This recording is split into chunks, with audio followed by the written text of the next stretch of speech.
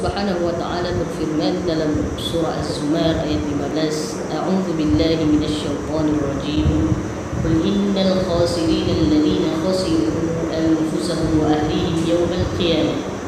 Katakanlah lagi, sesungguhnya orang-orang yang rugi dengan sebenar-benarnya ialah orang-orang yang merugikan dirinya sendiri dan pengikutnya pada hari kiamat dengan sebab perbuatan mereka memilih kekufuran atau kedurhakaan.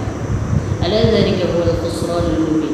Ingatlah, demikian itulah kerugian yang jelas dan nyata.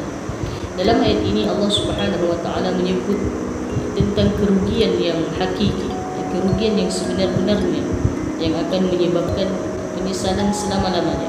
Apa yang dimaksudkan dengan kerugian ini?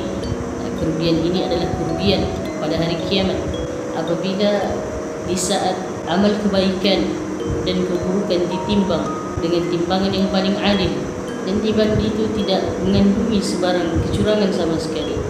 Timbangan itu tidak mengandungi sebarang berat sebelah sama sekali. Allah Subhanahu wa taala menjelaskan dalam surah Al-A'raf ayat 8 hingga 9. A'udzu billahi minasyaitonir rajim. Wal waznu yawma idzin al-haqq. Dan timbangan amal pada hari itu adalah benar. Faman thaqulat mawazin, maka sesiapa yang berat timbangan amalnya, yakni yang baik, faulaika humul muflihun, maka mereka itulah orang-orang yang berjaya.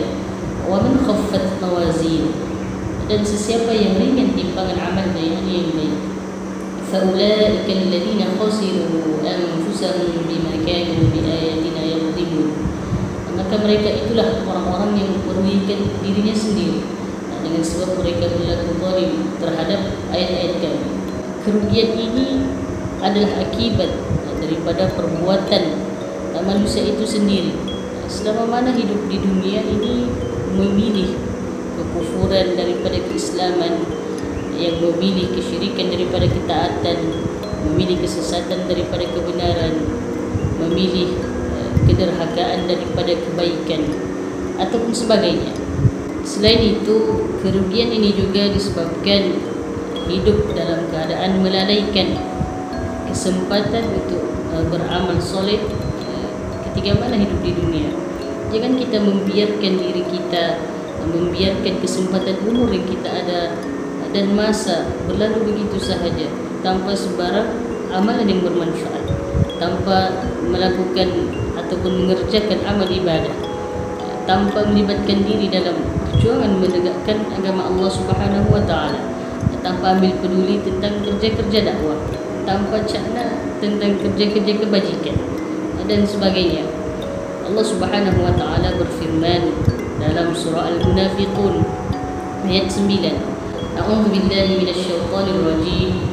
Ya ayyuhalladzina amanu la tulhikum amwalukum wala auladukum an dzikrillah. Wahai orang-orang yang beriman, janganlah kamu dilalaikan dengan urusan harta benda kamu dan anak pinak kamu daripada mengingati Allah Subhanahu wa taala.